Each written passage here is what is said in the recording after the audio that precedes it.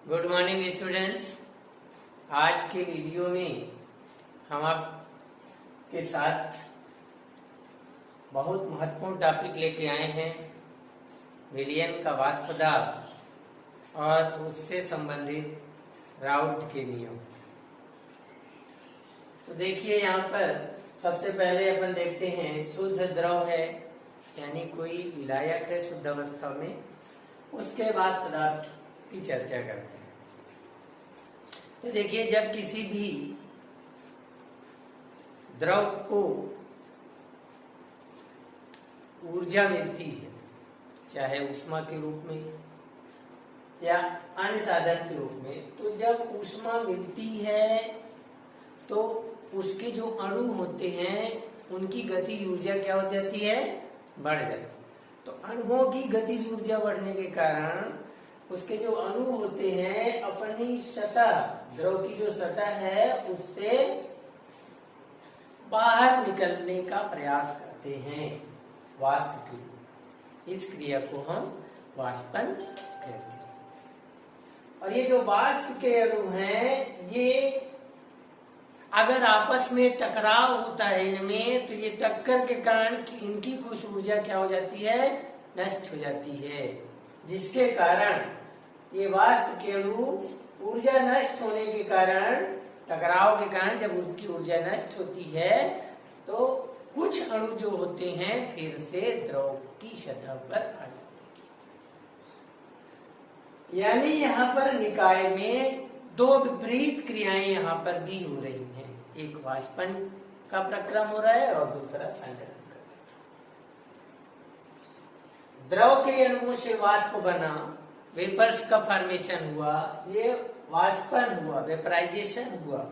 और जो वेपर्स के मॉलिक्यूल्स होते हैं, वाष्प के जो अणु होते हैं, वो फिर से द्रव रूप में लिक्विड में कन्वर्ट होते हैं, उसको कंडेंसेशन या संघनन कहते हैं। तो इस प्रकार से द्रव के अणुओं और वाष्प के अणुओं के बीच एक साम्य स्थापित होता है, गतिक साम्य स्थापित हो जाता है। और उस साम्य की अवस्था में जो वाष्पन की दर होती है, वाष्पन की जो गति है, रेट ऑफ वेपराइजेशन है और रेट ऑफ कंडेंसेशन है, यानी संघनन की गति और वाष्पन की गति समान हो जाती है।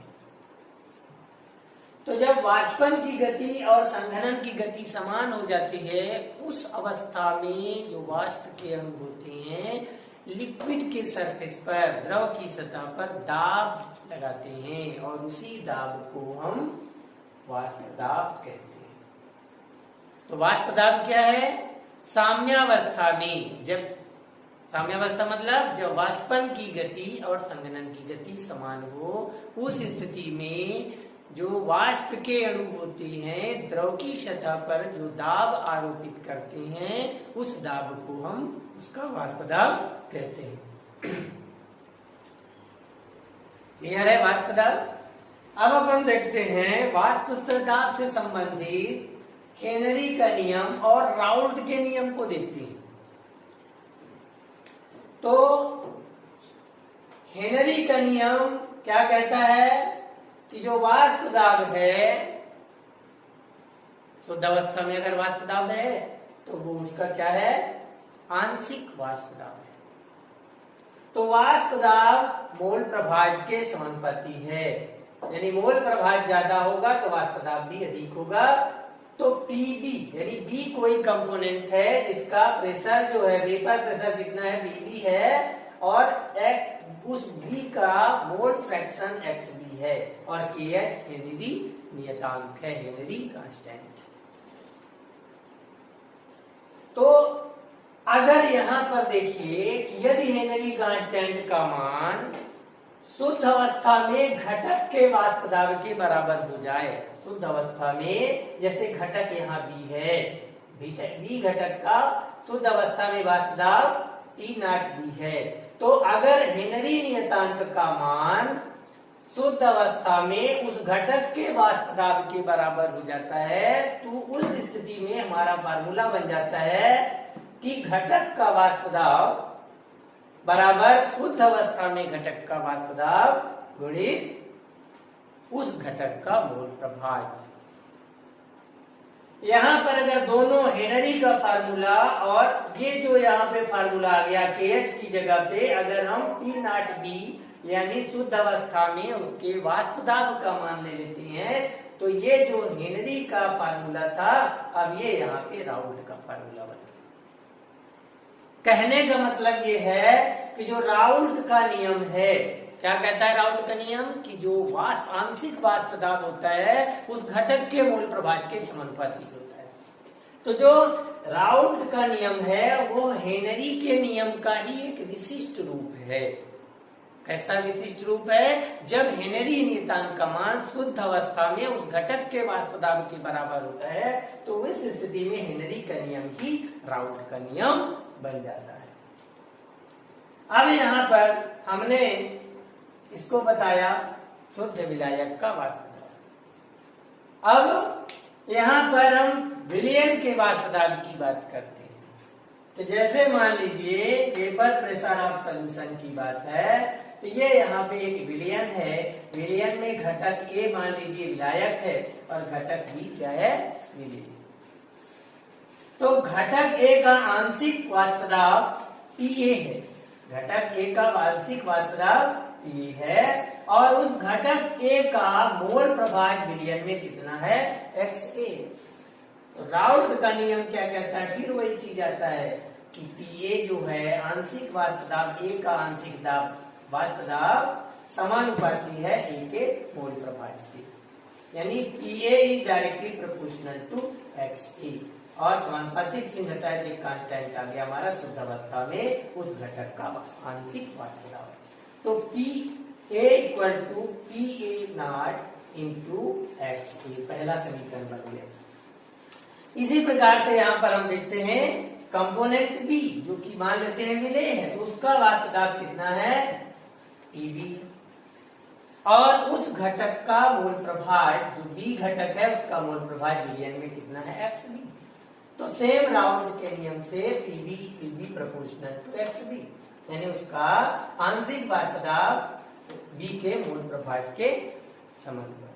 तो यहाँ पर हमारा फार्मूला हो गया PB equal to PB not into XB, ये समीकरण नंबर 2।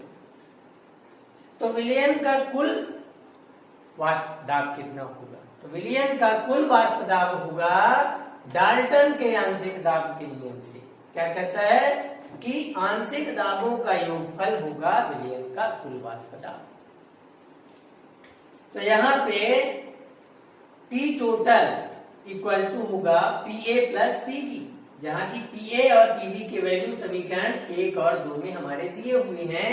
तो यहाँ पर P टोटल विलयन के कुल वाष्प दाब का जो फार्मूला है P total equal to PA plus PB। तो P टोटल विलयन के वाष्प दाब को मान लीजिए हमने PS लिख दिया है।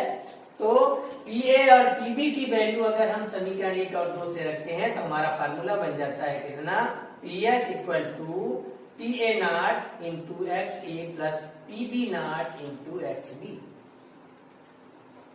अब चूंकि मोल प्रभाज का जो योग होता है विलयन में घटकों के मोल प्रभाजों का योग कितना होता है, 1 होता है। तो XA plus XB equal to कितना हो जाएगा, 1 हो जाएगा। तो XA इक्वल टू हो जाएगा 1 माइनस XB।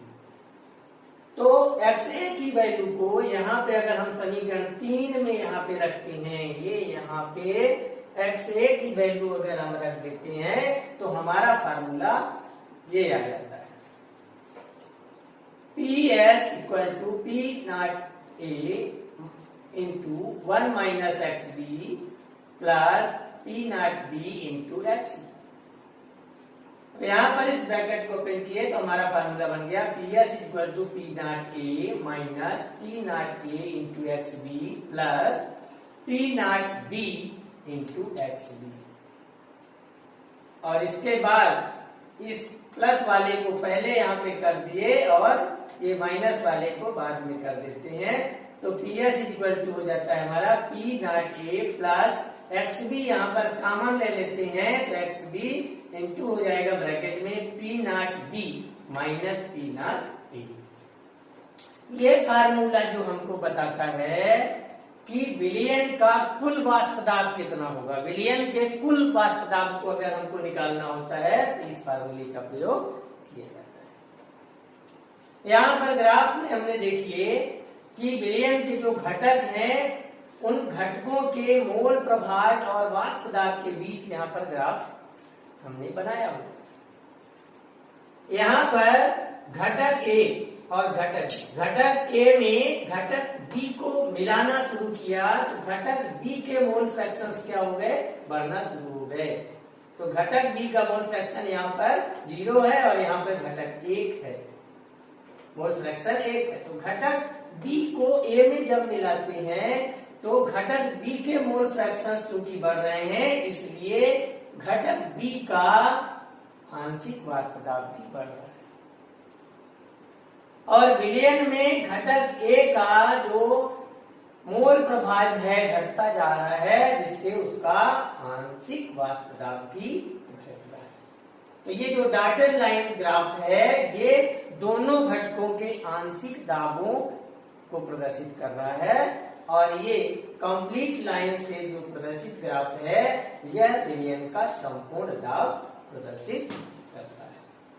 तो इस प्रकार से हम इस नियम की सहायता से विलयन का संपूर्ण वाष्प दाब निकाल सकते हैं।